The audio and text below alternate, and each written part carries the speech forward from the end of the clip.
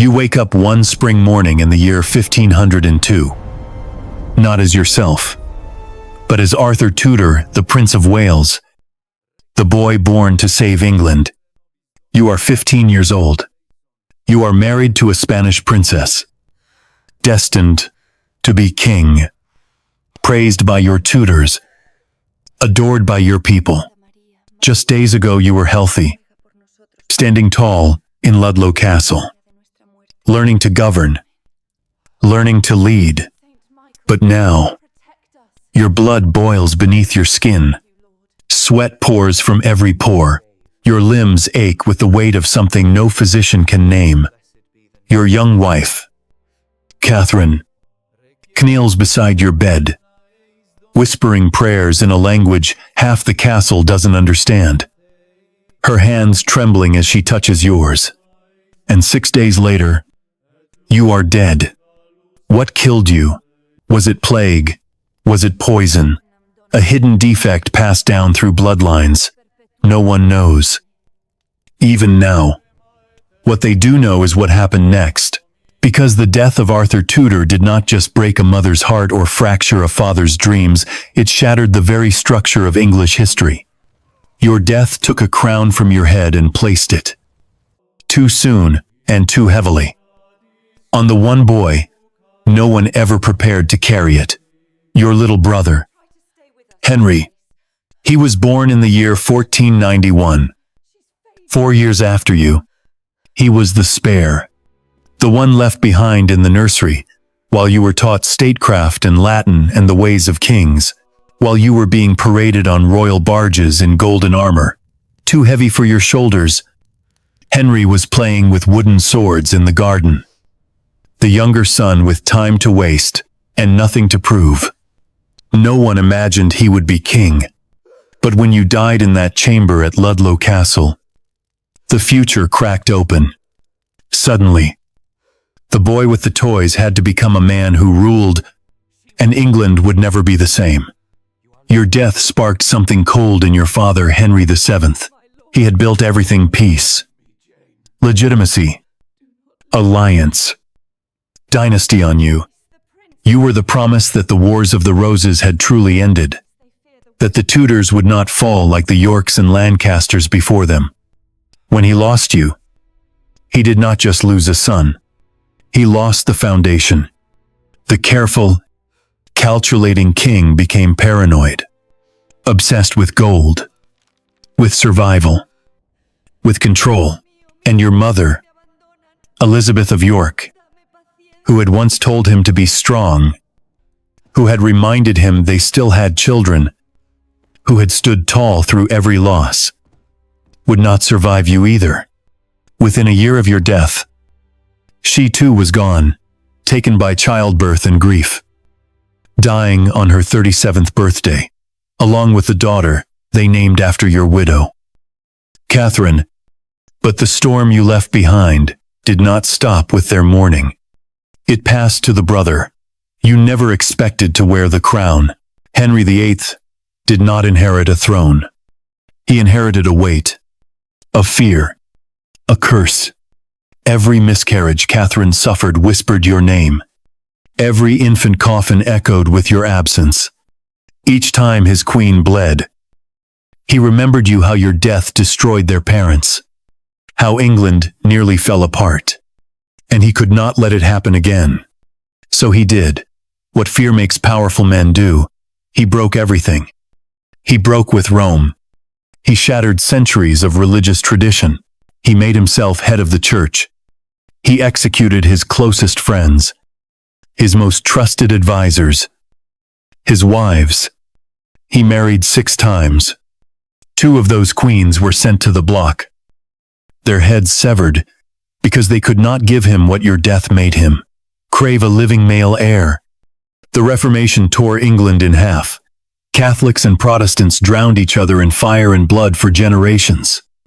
And some say it all began with you, a quiet, studious boy who got sick in March and died in April. A boy who once danced in his father's court, whose letters to Catherine were written with care and warmth.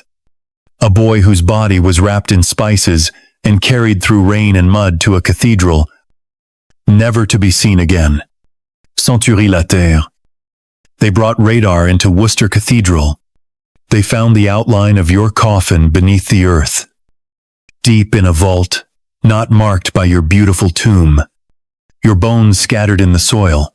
The boy who was supposed to be king, lying forgotten beneath the stones of England's past. And still, people wonder, what if you had lived? What if the fever had passed and Catherine's hand had drawn you back from death?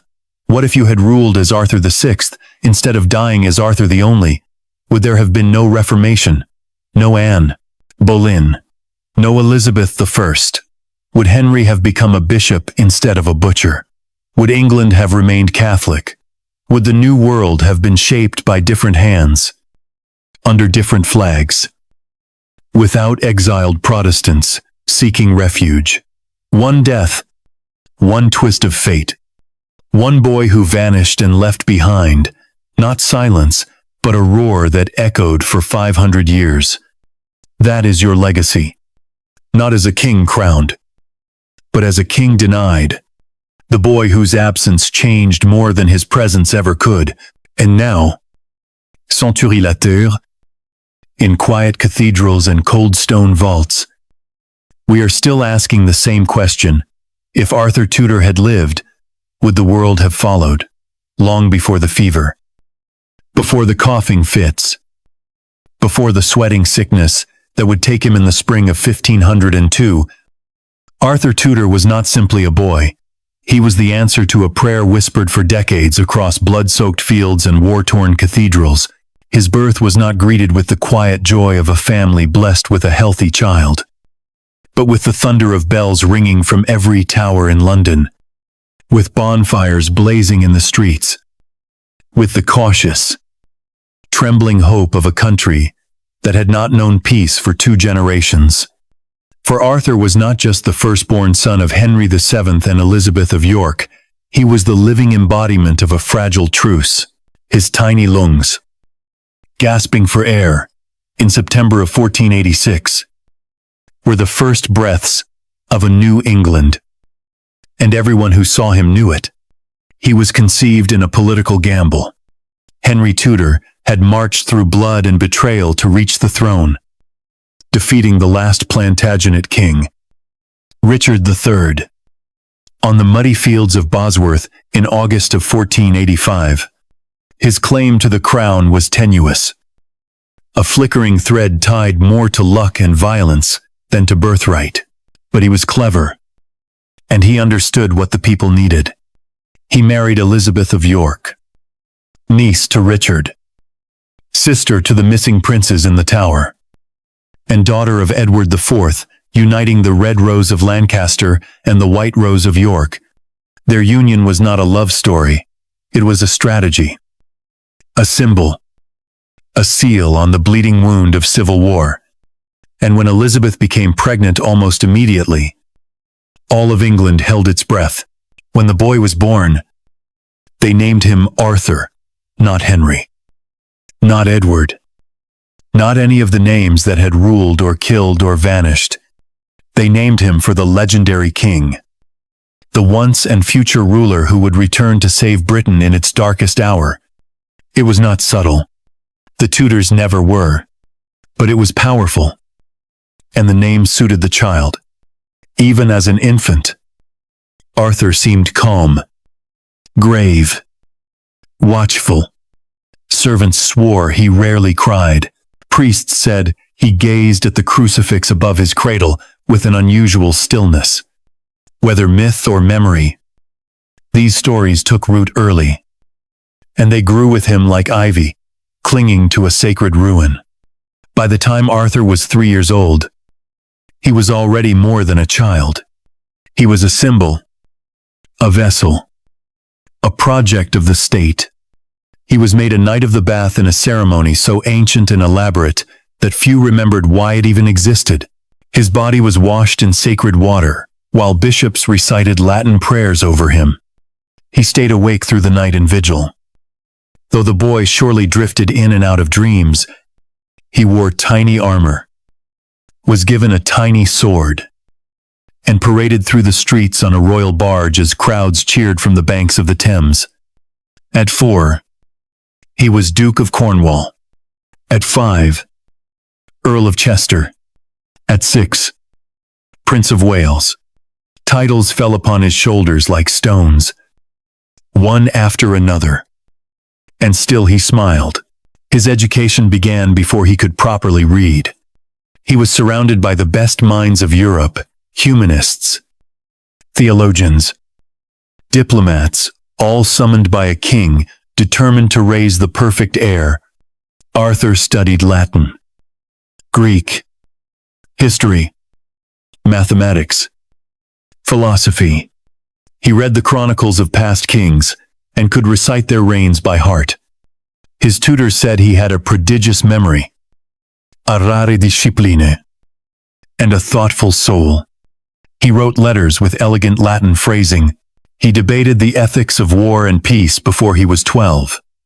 He was not brilliant in the way his brother Henry would later be, with towering charisma and a voice that filled a room.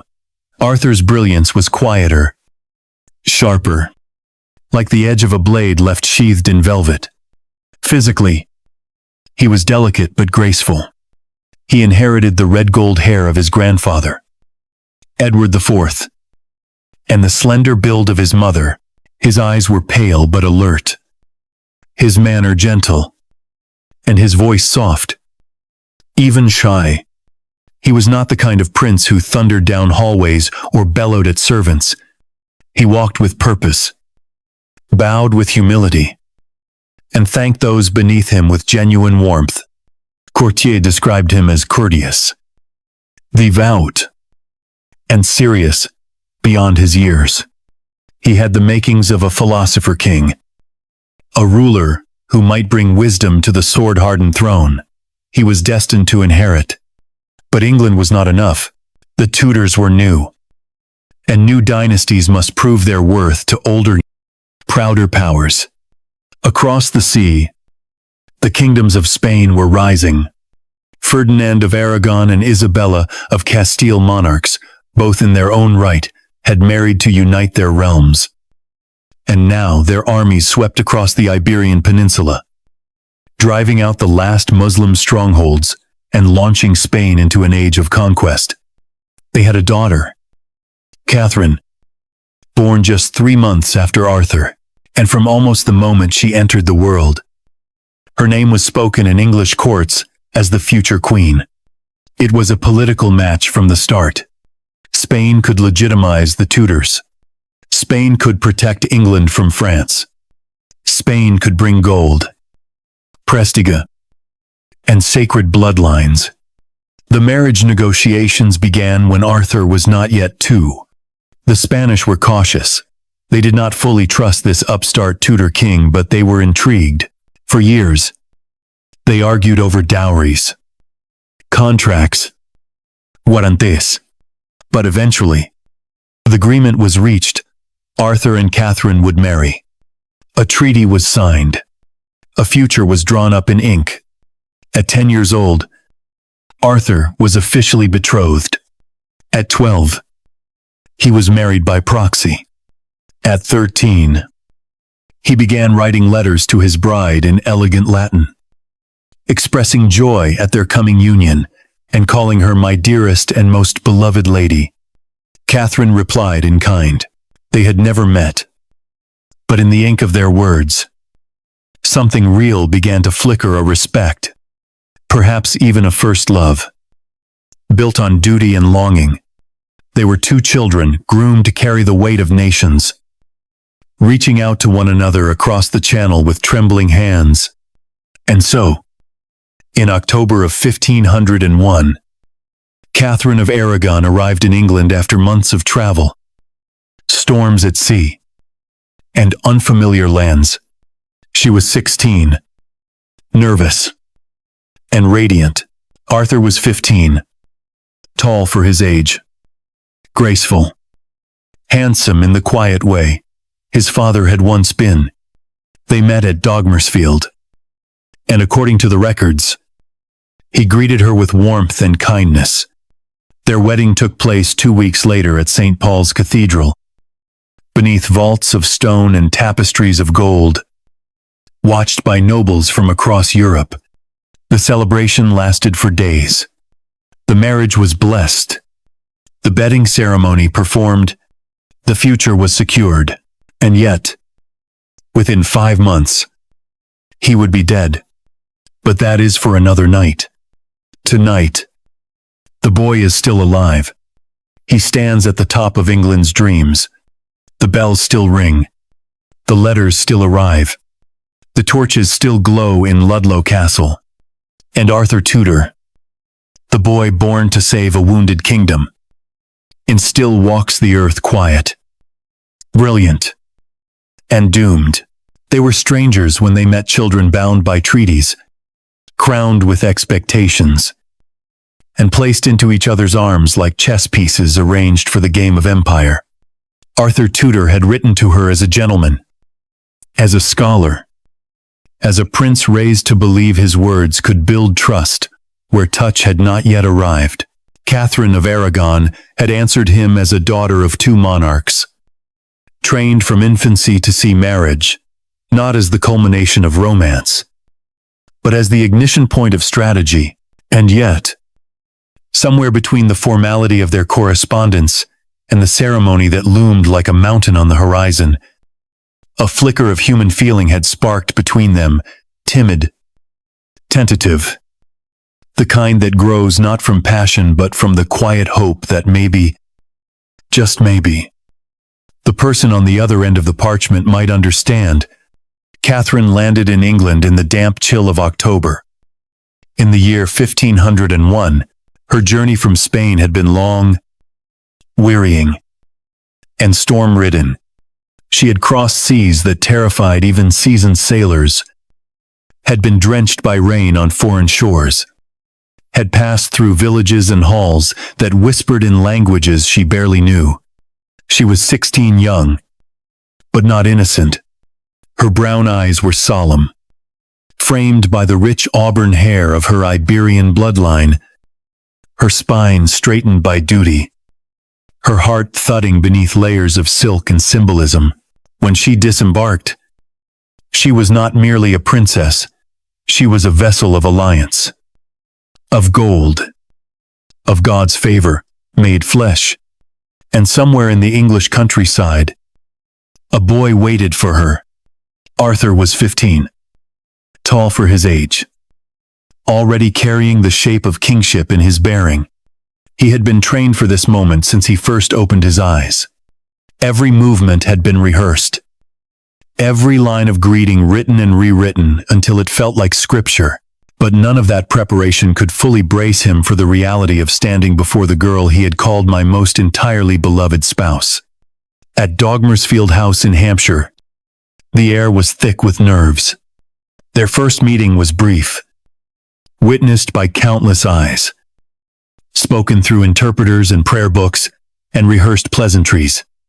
And yet, according to the reports, he was warm, courteous, perhaps even smitten. He promised he would be a true and loving husband. And she, smiling through exhaustion, told him she was honored to be his wife. 2 weeks later, on the 14th of November, the wedding took place in St. Paul's Cathedral. The city burst with celebration. Banners unfurled. Church bells rang from dawn until dusk, and bonfires lit the streets with a feverish glow. Nobles and envoys from England, Spain, Burgundy, and France gathered beneath the towering Gothic arches. The Archbishop of Canterbury presided over the ceremony, invoking not just God, but also the fragile future of 2 kingdoms.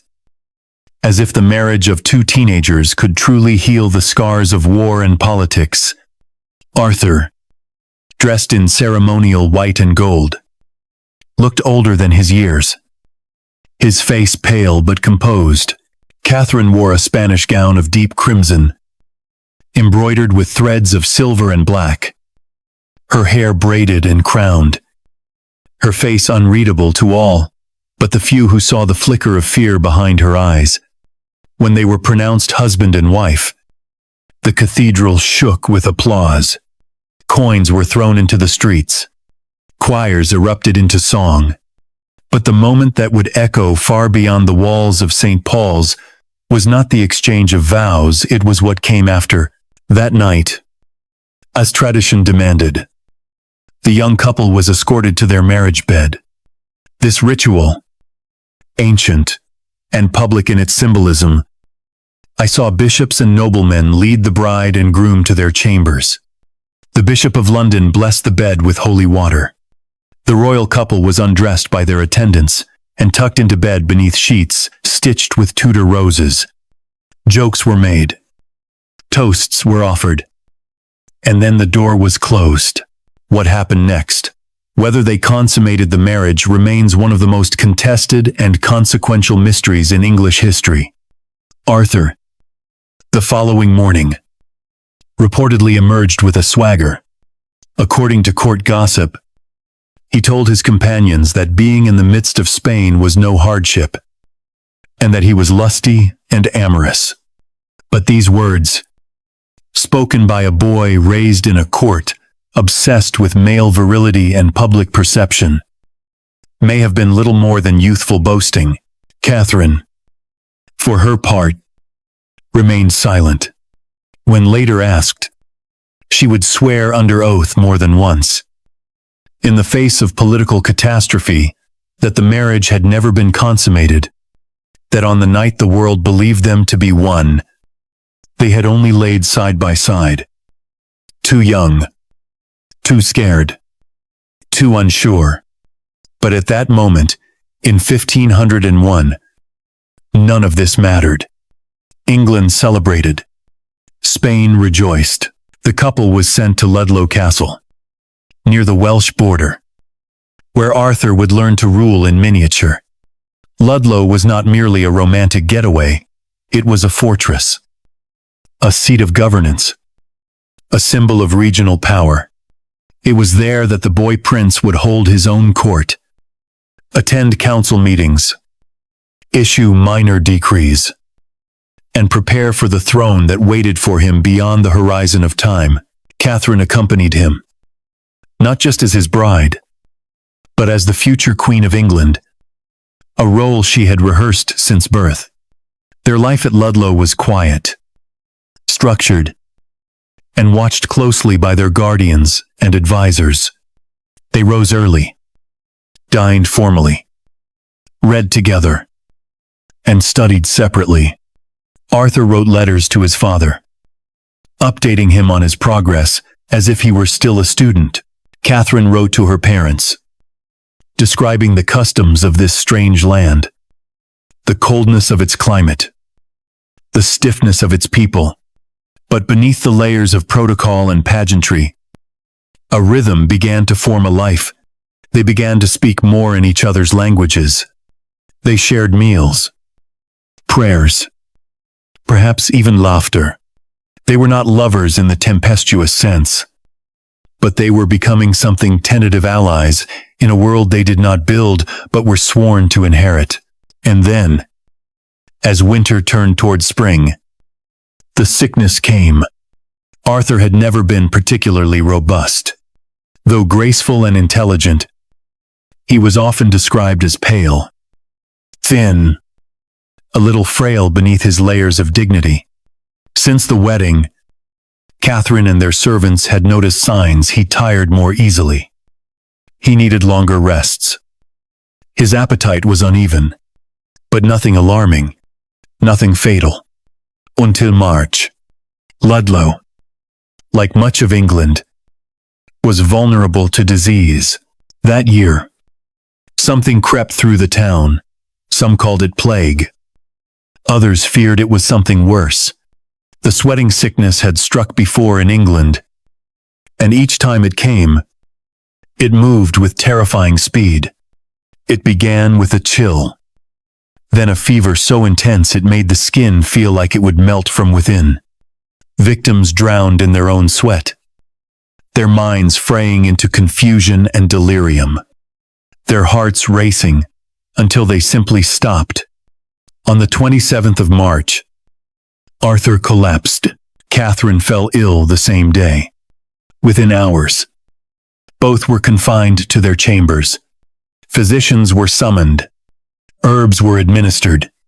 Bloodletting was performed. Prayers were whispered through clenched teeth.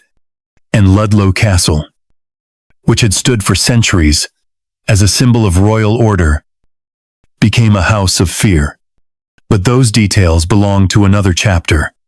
For now, in this part of the story, they are still together, still alive. Two children wrapped in royal titles, learning how to be husband and wife, learning how to navigate the cold stone halls of duty. The marriage that began in Latin vows and scarlet gowns would never become the partnership it was promised to be. But it existed, for a moment, a fragile thread in the vast tapestry of Tudor destiny, a wedding sewn with gold, tied with politics, and cut short by breathless fate. The wind that slipped through the stone corridors of Ludlow Castle that March was not the gentle breeze of spring. It did not bring with it the perfume of new blossoms or the soft warmth of renewal. It was sharp, dry, carrying the cold scent of illness, the kind of air that makes even the healthiest man instinctively pull his cloak tighter, as if something unseen might climb up from the earth and settle in his lungs. The servants noticed it first, the way the kitchens grew quieter, the corridors emptier. Fewer travelers came through the gates. In the village below the castle, whispers of sickness had begun weeks earlier. A blacksmith gone suddenly pale. A merchant's child found soaked in sweat before sunrise. And still the castle moved forward. Meals were served. Prayers spoken. Letters written because that was what royal households did. They carried on. Even as death crept under the door, it was on the 27th day of March in the year 1502 that the boy born to be king fell ill. One moment Arthur Tudor was attending to council matters, learning to govern as Prince of Wales. And the next he was shivering beneath layers of blankets, his hands clammy, his breath shallow, his eyes wide with something that looked like confusion but felt more like fear. He had felt tired for days. Catherine had noticed he had seemed paler, slower, resting longer between tasks. But they had both dismissed it. Youth could bear exhaustion. Love, or what passed for it between two royal teenagers, could mask the slow onset of danger. But when the fever came, it did not ask questions. It simply took hold. Catherine of Aragon fell ill the same day. She, too, was confined to bed, though her symptoms began more mildly. At first, it was a chill, then a tightness in her chest. Then, like Arthur, the sweating began, the sweating sickness. The physician said it had no name more specific, just that the sweating, it was an affliction known to England for nearly a century, striking randomly, killing swiftly. Many who caught it died within 24 hours. Some within 6. The skin would grow hot to the touch. The pulse would race. And the patient would become soaked. Sometimes within minutes, their minds would unravel. And then, if God did not intervene, they would slip away, their bodies too exhausted to fight the fire inside. The royal physicians tried everything they knew, though in truth, their tools were no match for what gripped Arthur's body. They bled him, draining what they believed to be corrupted humors from his veins. They purged him, administering bitter herbs to drive out unseen poisons. They made poultices of ash and mint, placed cold cloths on his forehead, chanted prayers in Latin, held relics over his bed, and begged the heavens for mercy. But the prince's body betrayed him. His fever rose. His eyes turned glassy. He would speak in bursts of nonsense, names of kings, verses of scripture, fragments of memories from his childhood, and then lapse into silence so deep that the room itself seemed to stop breathing. Catherine's own struggle was quieter. Umstadia, her body, though not untouched, resisted the worst of the illness. She drifted in and out of consciousness, murmuring Spanish prayers, clutching a rosary that her mother, Queen Isabella, had given her. Those who tended to her later said she seemed most afraid not for herself, but for Arthur. She asked for him again and again, even when they were kept apart, even when the servants, faces pale beneath their caps, said she must remain in her own chamber, lest she be exposed again. Even then, she pleaded to see him. But Ludlow Castle was already becoming a tomb, and in the thick air of its stone walls, no one dared let the living walk too freely among the dying. Outside, the trees were beginning to bud. The birds were returning from their winter silence. Spring was arriving, oblivious to the fever that boiled in royal blood. And inside, Arthur Tudor, the prince raised for peace. The heir meant to be England's salvation was slipping through the hands of every man and woman who tried to hold him. By the end of March, even the most hopeful in his household began to despair. The courtiers spoke less loudly in the hallways. The bells of the castle chapel tolled more often.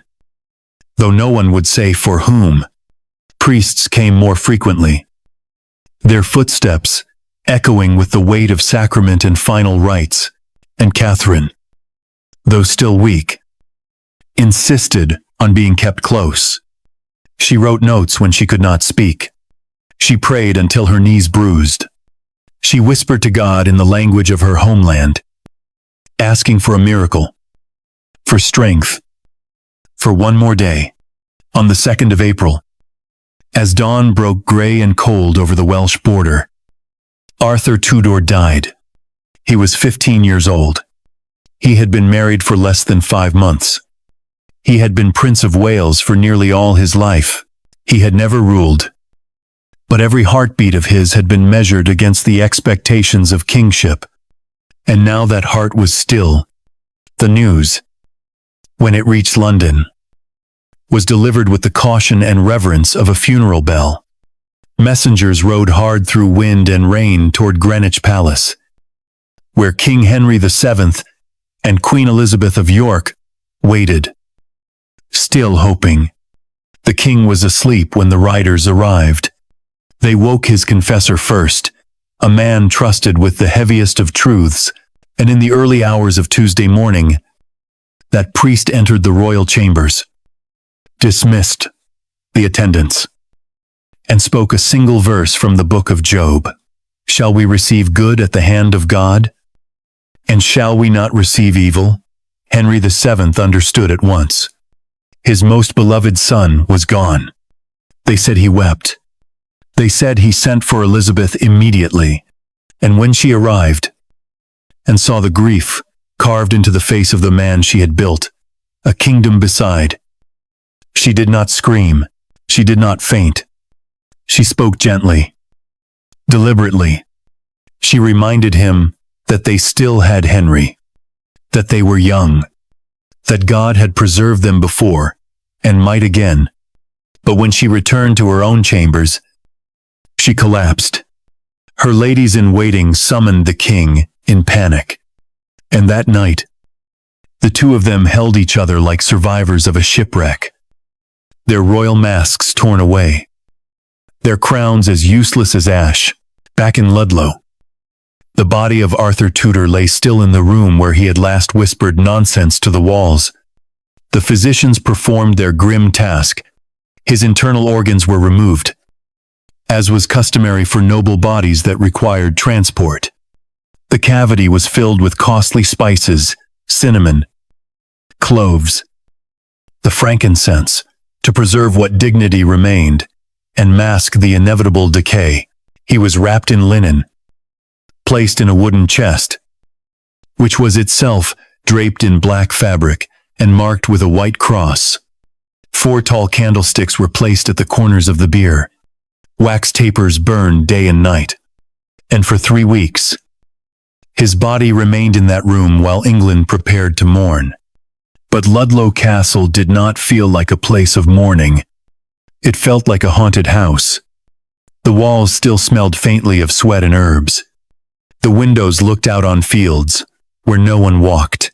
The servants moved like ghosts. And Catherine, barely recovered, wandered its corridors in silence, whispering prayers in a language no one else spoke. The castle that had once trained princes now stood as a warning, and in its silence, history began to shift. The wind that slipped through the stone corridors of Ludlow Castle that March was not the gentle breeze of spring. It did not bring with it the perfume of new blossoms or the soft warmth of renewal. It was sharp, dry, carrying the cold scent of illness, the kind of air that makes even the healthiest man instinctively pull his cloak tighter, as if something unseen might climb up from the earth and settle in his lungs. The servants noticed it first. The way the kitchens grew quieter, the corridors emptier, fewer travelers came through the gates. In the village below the castle, whispers of sickness had begun weeks earlier. A blacksmith gone suddenly pale, a merchant's child found soaked in sweat before sunrise. And still the castle moved forward. Meals were served, prayers spoken, to letters written because that was what royal households did. They carried on, even as death crept under the door. It was on the 27th day of March in the year 1502 that the boy born to be king fell ill. One moment Arthur Tudor was attending to council matters, learning to govern as Prince of Wales. And the next he was shivering beneath layers of blankets, his hands clammy, his breath shallow, his eyes wide with something that looked like confusion but felt more like fear. He had felt tired for days. Catherine had noticed. He had seemed paler, slower, resting longer between tasks, but they had both dismissed it. Youth could bear exhaustion. Love, or what passed for it between 2 royal teenagers, could mask the slow onset of danger. But when the fever came, it did not ask questions. It simply took hold. Catherine of Aragon fell ill the same day. She, too, was confined to bed, though her symptoms began more mildly. At first it was a chill, then a tightness in her chest. Then, like Arthur, the sweating began. The sweating sickness. The physicians said it had no name more specific, just that the sweating, it was an affliction known to England for nearly a century, striking randomly, killing swiftly. Many who caught it died within 24 hours, some within 6. The skin would grow hot to the touch, the pulse would race, and the patient would become soaked. Sometimes within minutes, their minds would unravel, and then, if God did not intervene, they would slip away, their bodies too exhausted to fight the fire inside. The royal physicians tried everything they knew, though in truth, their tools were no match for what gripped Arthur's body. They bled him, draining what they believed to be corrupted humors from his veins. They purged him, administering bitter herbs to drive out unseen poisons. They made poultices of ash and mint, placed cold cloths on his forehead, chanted prayers in Latin, held relics over his bed, and begged the heavens for mercy. But the prince's body betrayed him. His fever rose, his eyes turned glassy. He would speak in bursts of nonsense, names of kings, verses of scripture, fragments of memories from his childhood, and then lapse into silence so deep that the room itself seemed to stop breathing. Catherine's own struggle was quieter, steadier. Her body, though not untouched, resisted the worst of the illness. She drifted in and out of consciousness, murmuring Spanish prayers, clutching a rosary that her mother, Queen Isabella, had given her. Those who tended to her later said she seemed most afraid, not for herself, but for Arthur. She asked for him again and again, even when they were kept apart, even when the servants, faces pale beneath their caps, said she must remain in her own chamber, lest she be exposed again.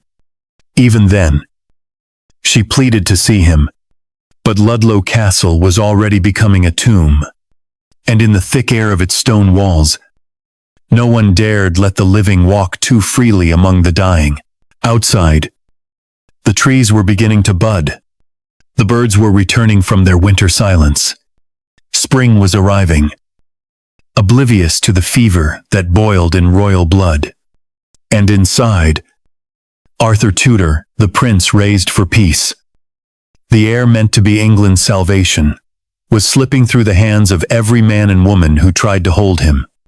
By the end of March, even the most hopeful in his household began to despair. The courtiers spoke less loudly in the hallways. The bells of the castle chapel tolled more often, though no one would say for whom. Priests came more frequently, their footsteps echoing with the weight of sacrament and final rites.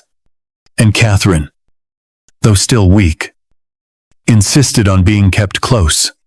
She wrote notes when she could not speak. She prayed until her knees bruised. She whispered to God in the language of her homeland, asking for a miracle, for strength, for one more day.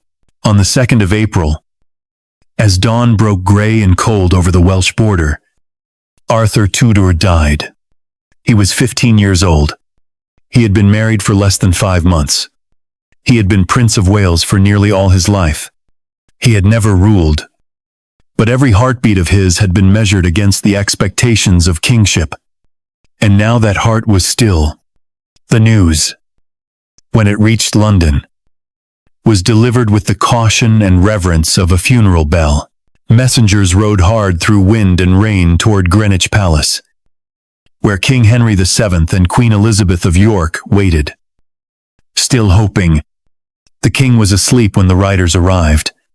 They woke his confessor first, a man trusted with the heaviest of truths, and in the early hours of Tuesday morning, that priest entered the royal chambers, dismissed the attendants, and spoke a single verse from the book of Job. Shall we receive good at the hand of God? And shall we not receive evil? Henry VII understood at once. His most beloved son was gone. They said he wept. They said he sent for Elizabeth immediately. And when she arrived, and saw the grief carved into the face of the man she had built a kingdom beside, she did not scream. She did not faint. She spoke gently, deliberately. She reminded him that they still had Henry, that they were young, that God had preserved them before and might again. But when she returned to her own chambers, she collapsed. Her ladies-in-waiting summoned the king in panic. And that night, the two of them held each other like survivors of a shipwreck, their royal masks torn away, their crowns as useless as ash. Back in Ludlow, the body of Arthur Tudor lay still in the room where he had last whispered nonsense to the walls. The physicians performed their grim task. His internal organs were removed, as was customary for noble bodies that required transport. The cavity was filled with costly spices, cinnamon, cloves, frankincense, to preserve what dignity remained and mask the inevitable decay. He was wrapped in linen, placed in a wooden chest, which was itself draped in black fabric and marked with a white cross. 4 tall candlesticks were placed at the corners of the bier. Wax tapers burned day and night. And for 3 weeks, his body remained in that room while England prepared to mourn. But Ludlow Castle did not feel like a place of mourning. It felt like a haunted house. The walls still smelled faintly of sweat and herbs. The windows looked out on fields where no one walked. The servants moved like ghosts. And Catherine, barely recovered, wandered its corridors in silence, whispering prayers in a language no one else spoke. The castle that had once trained princes now stood as a warning, and in its silence, history began to shift. Before the messengers could reach Greenwich, the skies had already darkened with a quiet dread.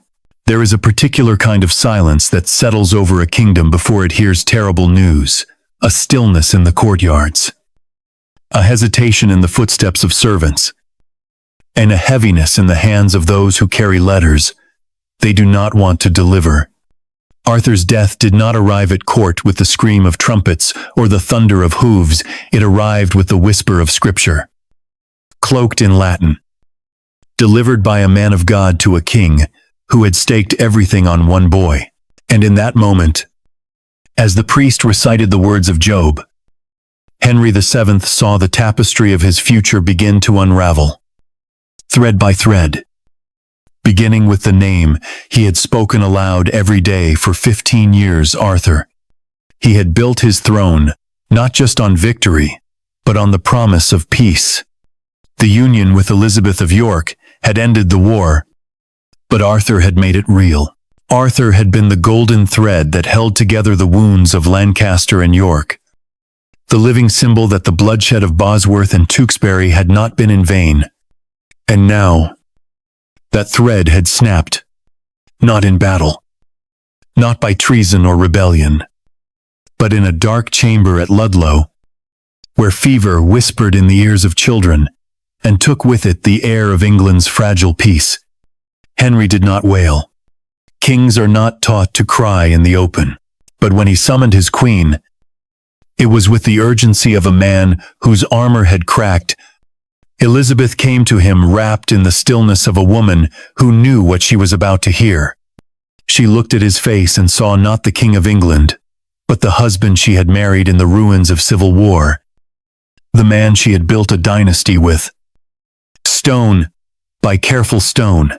And she listened as he said the words she would hear again and again in her own head in the nights that followed, and she responded not with despair, but with resolve. Remember your own life, she told him. Your realm needs you. God has preserved you through worse.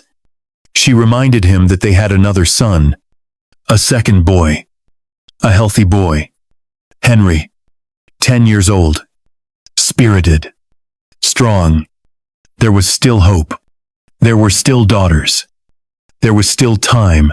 She spoke as a queen, as a consort, as a mother trying to hold up a man who could not afford to fall. But when she left his chamber, her footsteps were not strong. She returned to her rooms, where no courtiers watched, where no duty held her upright. And there, behind closed doors, Elizabeth of York broke. She did not scream. She did not collapse with drama. Instead, her grief came like water, soaking into the stones. Her ladies in waiting found her seated at the edge of her bed, her hands clenched so tightly that her knuckles were white, her lips moving in silent prayer. Though no sound emerged, they say she rocked back and forth, repeating his name in a voice so low it sounded like a hum. Arthur, Arthur, Arthur. Her firstborn, the child who had ended a war just by being born, the son who had been sent away to rule, to grow, to marry, to become something greater, and now he was nothing more than a name wrapped in linen and soaked in spice. They sent for the king. A queen cannot be allowed to drown alone. Henry came quickly, and what passed between them was not recorded in detail, but they say he sat with her until morning, that he held her hand even when she would not speak, that they wept together, shoulder to shoulder. Two sovereigns undone by the thing. No crown could protect them from the death of a child. In the weeks that followed, Elizabeth moved like a woman half awake. She attended to duties when she must. She reassured her children with hands that trembled only when they were not watching. She smiled for ambassadors and blessed the poor. But her voice was softer, her presence dimmer. Grief does not always come like a storm. It often comes like fog, swallowing one's shape, softening one's edges, until even the person in the mirror looks like someone else entirely. And yet, she did not give up. Perhaps it was love. Perhaps it was pressure. Or perhaps it was the fierce Tudor instinct to survive. But within weeks of Arthur's death, Elizabeth of York became pregnant. She was 36. The court rejoiced with caution, for all knew the dangers that accompanied childbirth in such years. But she moved forward, determined to try again, to give Henry the heir he had lost, to restore what death had stolen. Her belly swelled through the summer. The court held its breath as winter approached, and on the 11th of February, 1503, her 37th birthday, she went into labor. She delivered a daughter, a girl. They named her Catherine. But something went wrong. There were complications, blood that would not stop, fever that would not break, silence where there should have been breath. Within 9 days, Elizabeth was dead. And soon after, the child followed her. In less than a year, Henry had lost his eldest son, his wife, and the child that had been meant to restore hope. He was not a man known for open emotion, but those who served him said he became cold in those months, sharper, harder, less trusting. His appetite for control grew. His obsession with wealth deepened, and the softness that had once existed between him and his queen, the easy companionship born from survival, was gone. The court mourned. England mourned. Bells tolled again. Black drapery returned to the great halls. But no grief was deeper than the one that passed like a ghost through the royal nursery, where Prince Henry now sat. Not as the second son, not as the overlooked brother, but as the future of the realm. He was 10 years old. He had been the spare, the boy with fewer tutors, more freedom, less pressure. He had grown up in the shadow of Arthur's accomplishments, of Arthur's responsibilities, of Arthur's destiny. And now, with Arthur gone, and his mother's arms no longer there to wrap around him, he felt the weight begin to settle on his small shoulders. He did not speak of it often, not then, but something in him changed. He began to walk taller, to ask more questions, to study harder. The boy who had once been allowed to play now learned how to wear a crown before he had finished losing his milk teeth. And though no one said it aloud, the specter of his brother followed him every time he entered a room. Courtiers whispered that this was the boy who would become king only because another had died. And Henry never forgot. He never forgot the look in his father's eyes when they spoke of Arthur. He never forgot the soft sadness in the voice of the women who had known his mother. He never forgot the way the halls echoed with the name of a brother he would never see again. And when he grew to manhood, when he became king, when he faced the same terror, his father had the terror of losing an heir. He remembered. He remembered the boy buried in Worcester, the mother buried in Westminster, and the crown that had come to him not through triumph, but through loss. And so the seeds were planted not of cruelty, not yet, but of obsession. The need to secure what had once slipped through royal fingers, to make sure that history would not repeat itself, to ensure that the line would not break, even if something else had to. They could not leave him there, in that cold chamber of Ludlow, not even for long. Arthur Tudor, firstborn son of Henry VII, heir to the crown, child of peace, was not a boy who could simply disappear. He was a symbol, a future now lost, and his body had to be mourned, not just by a family, but by a country. And so, while grief still soaked the walls of Greenwich and Elizabeth of York lay weakened with new life inside her, the preparations began in silence. Death was not unfamiliar to the courtiers of the Tudor world. But this death felt different. It had come for someone meant to outlive them all. In Ludlow Castle, Arthur's body had already been prepared, his organs removed and his chest packed with cloves, frankincense, and cinnamon, the spices of kingship and preservation. He had been wrapped in fine linen and laid inside a simple wooden chest. No carved tomb, no marble sarcophagus, just a dark box draped in black cloth. A white cross stitched into the fabric. It was enough to carry him from the edge of Wales to the heart of England. But only barely. They did not wait long. For 3 weeks, his body remained in a candlelit chamber in the castle, watched by servants and priests who took shifts in prayer.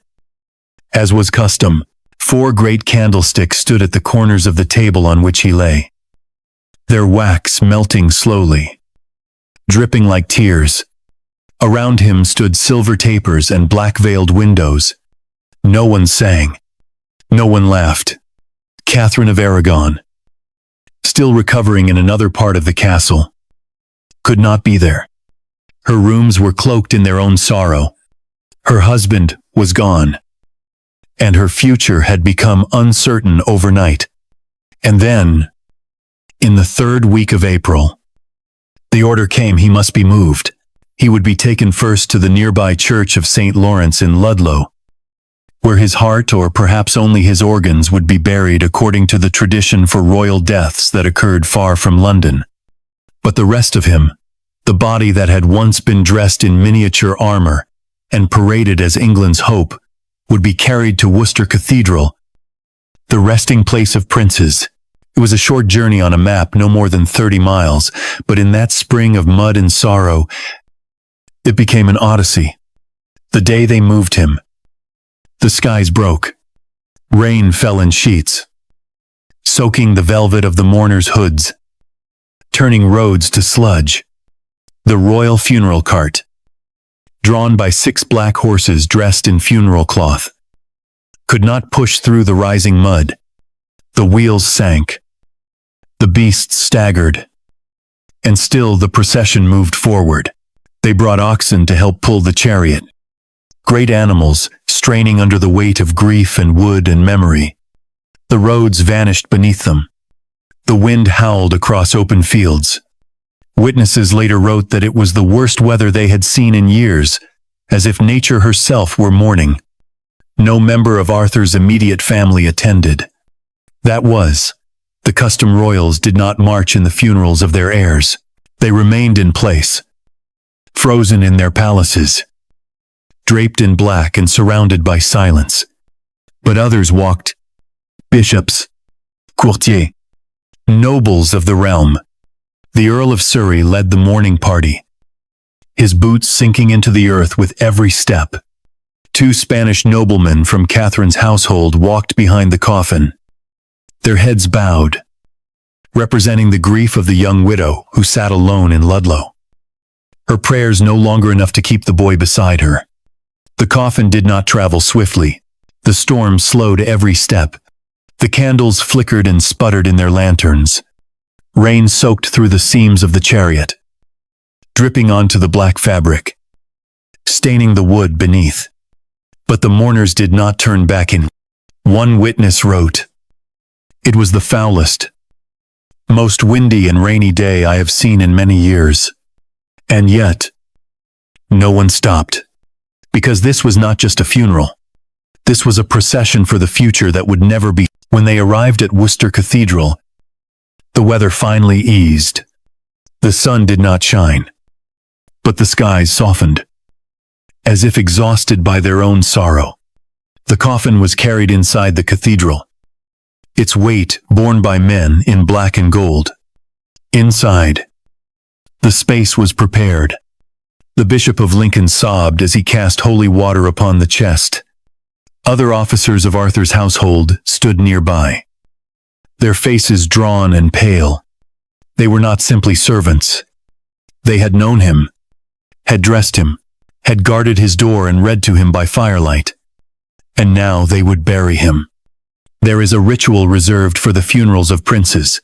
One few see, but all feel. At the graveside, those who served the prince in life break their staffs of office.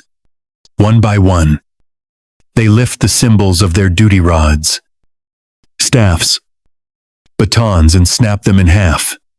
It is an act of finality, of mourning, of loyalty fulfilled.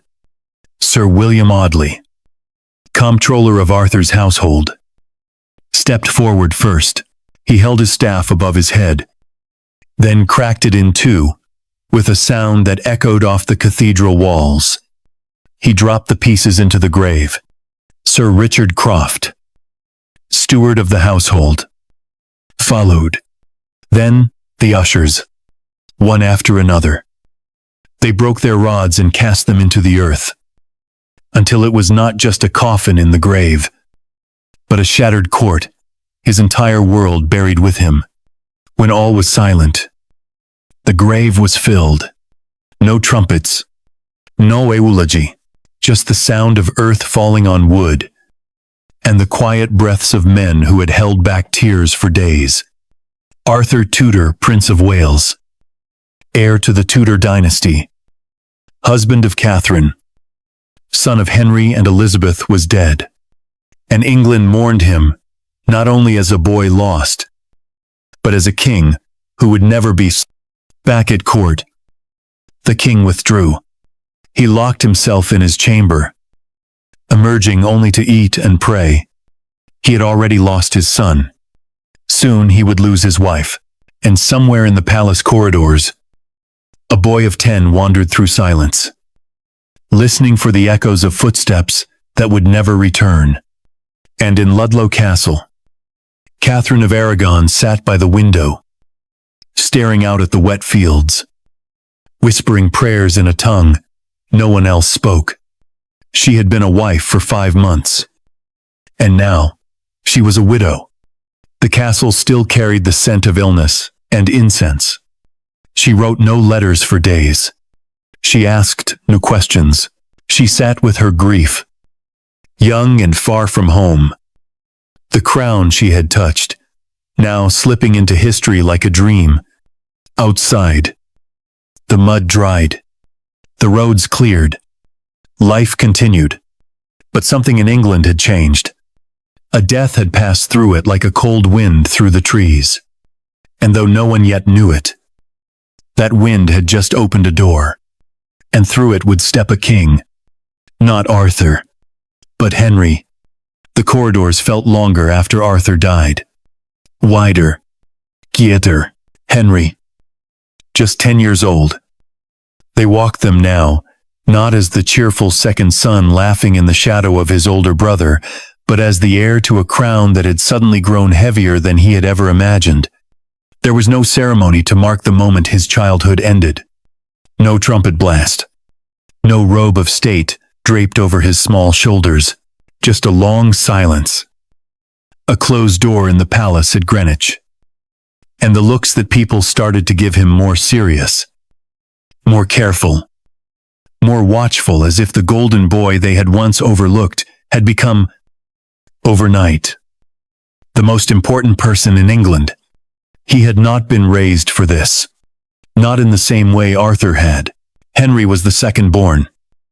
The spare a boy meant to smile in the background of portraits, to study enough Latin to honor his lineage, to hunt well, dance well, marry well, and stand ready should something go wrong.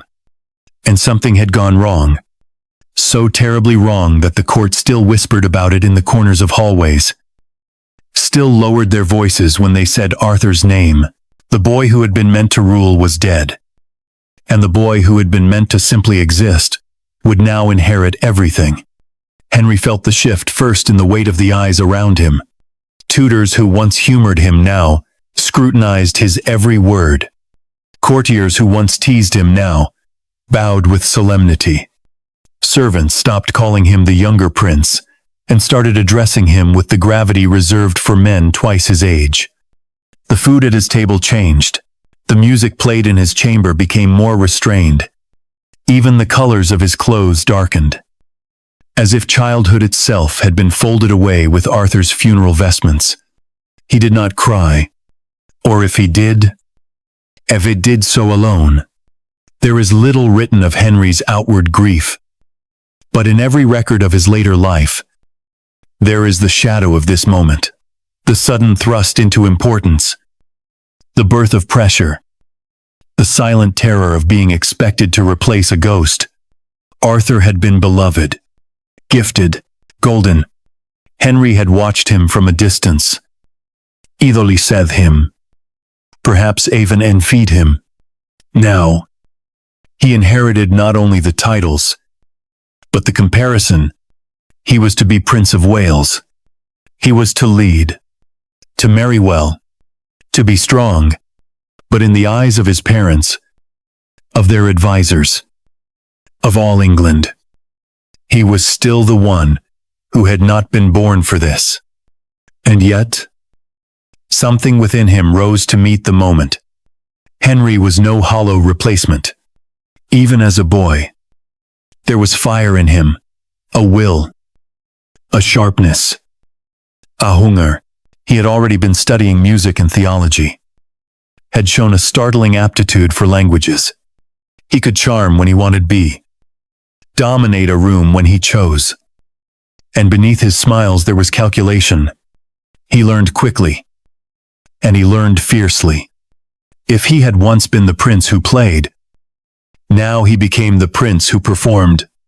He studied longer, worked harder, asked more questions.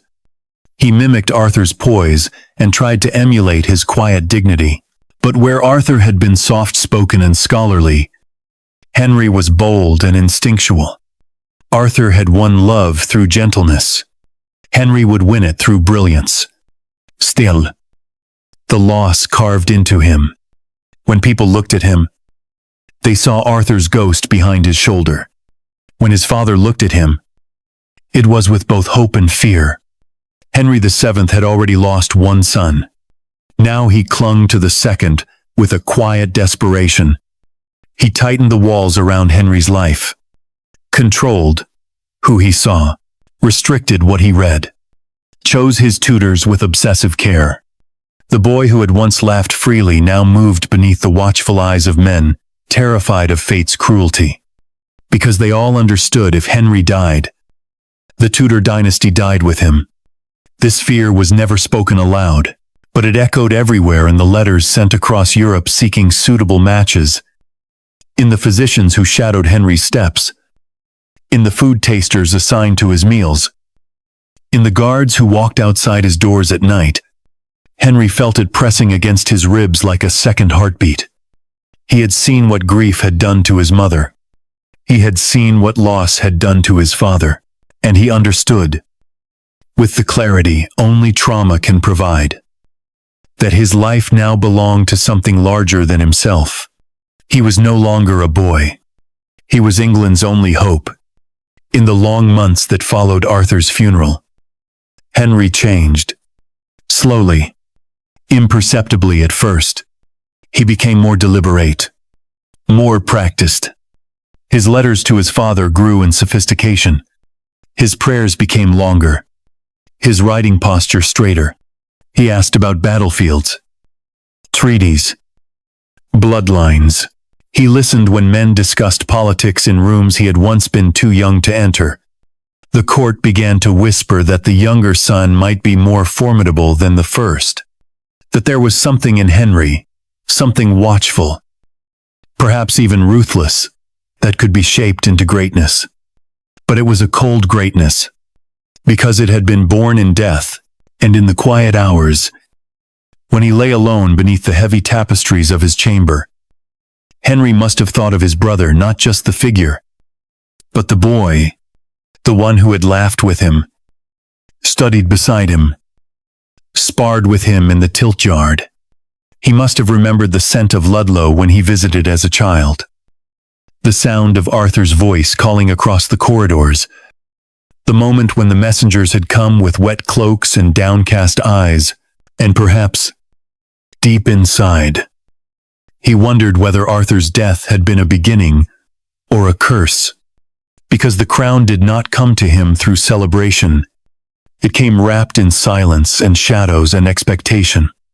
It came with a coffin, and though he would one day wear that crown with unmatched splendor, though he would dazzle courts, rewrite laws, break churches, and reshape England itself, the first thing Henry ever inherited was grief, and he carried it with him always. Not openly, but tightly wound beneath his smile. He could never quite outrun the dead. Even when he wore the crown, even when the fanfares roared through Westminster and his name echoed beneath the vaulted stone of coronation chapels, Henry VIII ruled in the long, cold shadow of a boy who never became king. Arthur, the brother who had been praised in cradle and groomed in Latin, the brother whose face had stared down from banners and coins, whose marriage had tied England to Spain, whose future had been sewn into the seams of European diplomacy like golden thread. Arthur, who had died at 15 young, married, and burning from the inside out. Henry had inherited more than a crown when he stepped into the role once meant for someone else.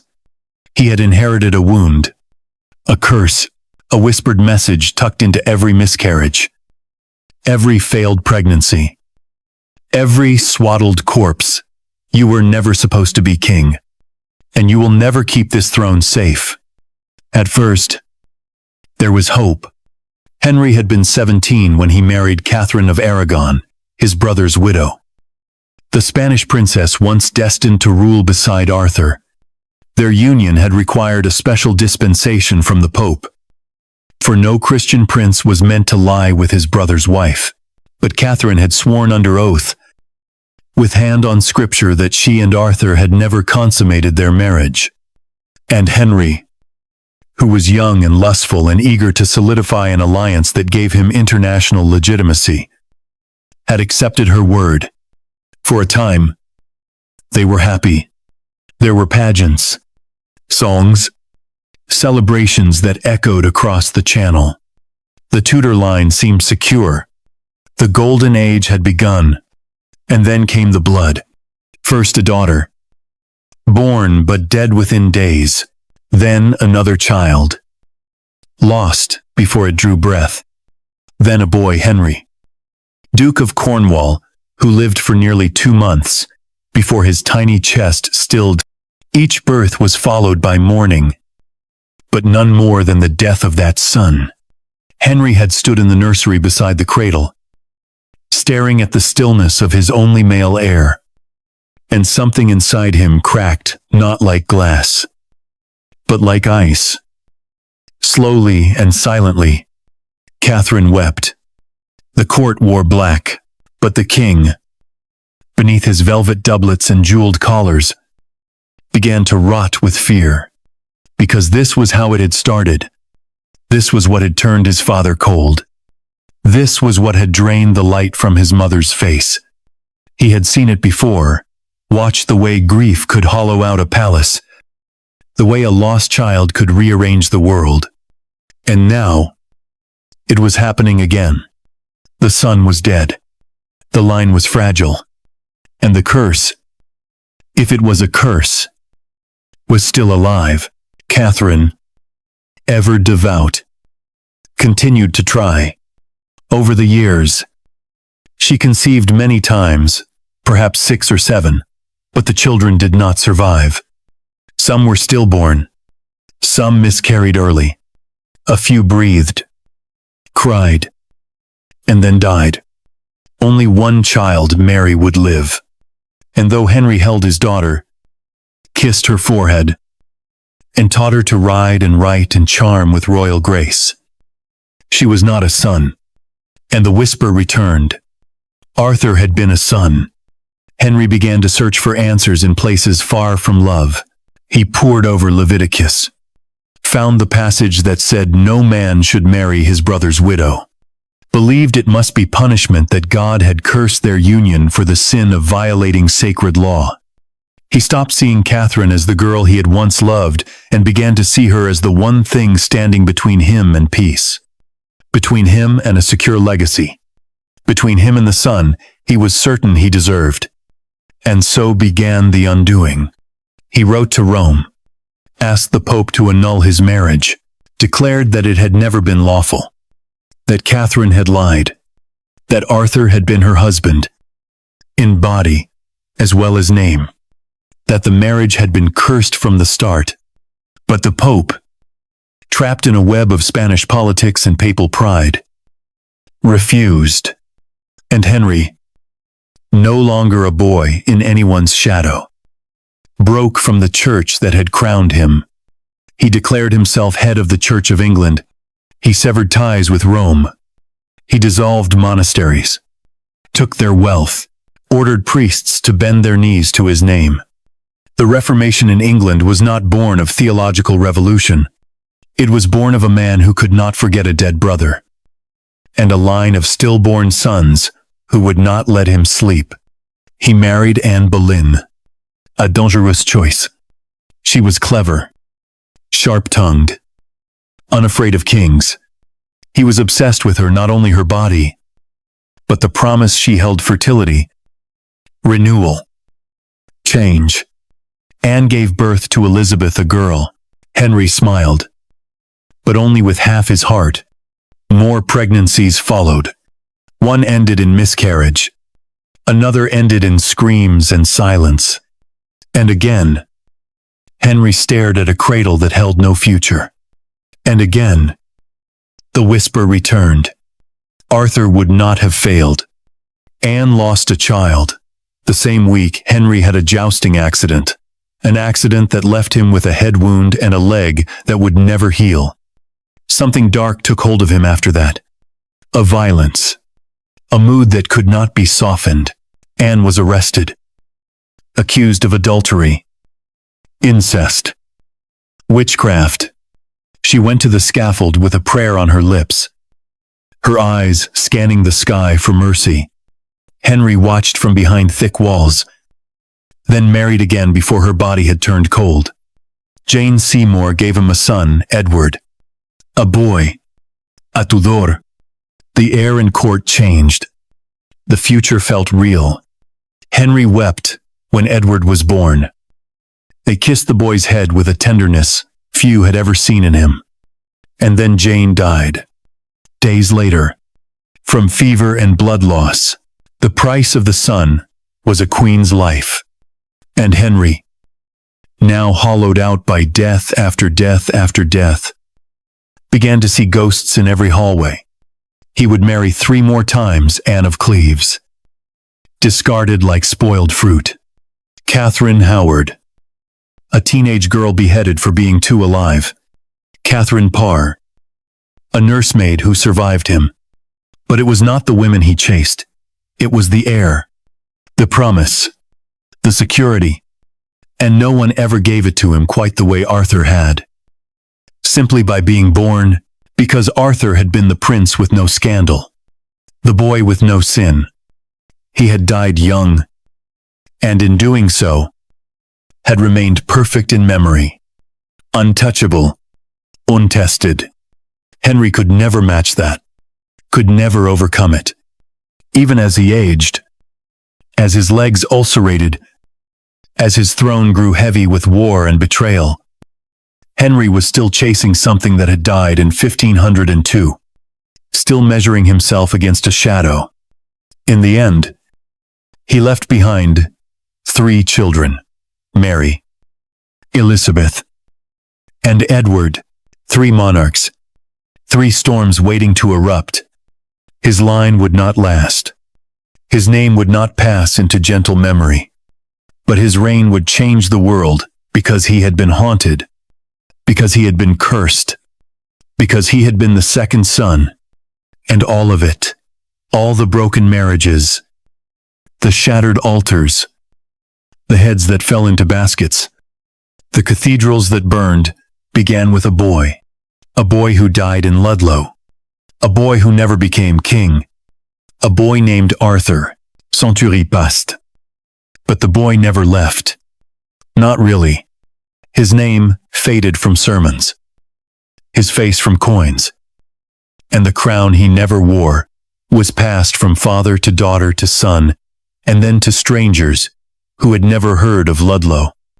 But beneath the stone ribs of Worcester Cathedral, where dust drifted in long pale ribbons through shafts of broken light, Arthur Tudor remained, not in grandeur, not in marble or gold, but in silence, scattered, hidden, and half forgotten beneath the very tomb built to honor him. His story, once chanted in courtly Latin and embroidered in royal silk, had become a quiet rumor buried in limestone, beneath slabs worn smooth by the feet of tourists who walked over a king who never was. In the year 2002, 500 years after his death, a team of scientists arrived at the cathedral. They brought no incense, no relics, no holy water. They came with radar ground penetrating, tuned, not to the divine but to the remains of history, long buried. Their goal was simple: find the boy, not the monument, not the effigy, not the soaring fan-vaulted chapel that had been built to say, "Here lies a prince," but the real Arthur, the bones, the coffin, the hollow chest once filled with cloves and sorrow, because somewhere under the cathedral floor, beneath the east end of the choir, lay a vault. They knew his body had not been placed inside the grand tomb itself. That was just a marker, a monument, a cathedral's way of saying, "We remember." The real burial had been different, more urgent, more practical, more raw. The funeral procession in the rain had not carried him through marble columns and golden altars. It had pushed him, day by day, through Welsh mud and storm-battered roads, until finally, the coffin, heavy with grief, soaked with rain, was lowered into the earth, into a chamber lined with brick and packed with dirt. There was no ceremony for the bones that would eventually lose their wood, their linen, even their shape. Just earth. Just time. The radar found what it came to find. A small chamber. A dark space. A shape too rectangular to be natural. A coffin. Or what was once a coffin. Now just shadow and memory. Filled with soil. Collapsed on itself. Perhaps scattered by worms and centuries of silence. They did not open the vault. To do so would have required permission from the Queen. But the shape was enough. He was there. Still beneath the stone. Still below the prayers. Still in the quiet. And yet, the boy was no longer just bones. He had become something more dangerous, an idea. A possibility. A question whispered at the edge of history. What if Arthur had lived? What if that fever had passed? What if Catherine had remained not a widow but a queen beside him? What if they had borne sons, strong and crowned and blessed by Rome? What if Henry had remained in the shadows, never king, never head of a broken church, never the butcher of queens? What if there had been no English Reformation, no Anne Boleyn, no Elizabeth, no Mary with her fires, no Edward with his sickly flame? What if the monasteries still stood? What if England had remained beneath the Pope's hand? What if the pilgrims who fled across oceans to escape religious violence had never left? What if the echoes of that one death had not become the Pope's architecture of a new world? Because that is the weight of Arthur Tudor, not in what he did, but in what he didn't live long enough to do. The tragedy of his death lies not just in the grief of a mother or the tears of a young widow whispering Spanish prayers in a foreign castle.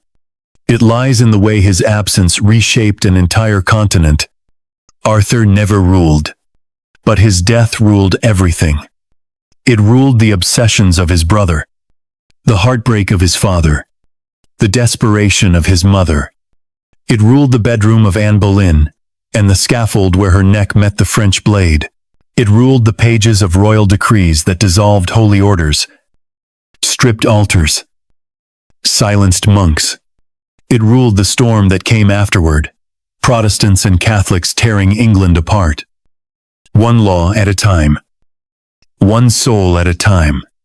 It ruled the marriages, the executions, the rise and fall of queens. It ruled the ocean crossings, the churches in exile, the flags planted in distant soil. Because once, there was a boy, and he died. And everything else, everything that came after, grew from that wound. In Worcester Cathedral, the tomb still stands. It is beautiful, intricate Gothic work, carved niches where saints once stood, now defaced by centuries of iconoclasm. The chapel built around it is quiet, dim, serene. Tourists pass through it with guidebooks, pause for photographs, whisper out of instinct, not always knowing what lies below. But some do. Some come because they've read his name, because they've stood in the ruins of Ludlow Castle and wondered what the world might have been if the walls had held a king instead of a grave. There is a plaque in St. Lawrence's Church in Ludlow. 2. A small thing. Brass. It says his heart might be buried there. Or perhaps just his liver. No one is sure. But people stop. They read. They imagine. And sometimes, they ask the question, would you save him? If you could, would you walk into that sick room in Ludlow Castle in the year 1502 with knowledge from 5 centuries later and stop the fever before it burned through him? Would you rewrite it all, unmake Henry VIII, undo the Reformation, unbirth Elizabeth, the Virgin Queen, unmake England as it came to be? Would you trade the world we know for the boy we lost? It is not an easy question, because history, like grief, is never simple. But in Worcester, the boy still sleeps, not crowned, not forgotten, just waiting, beneath the stone, a mystery that still breathes.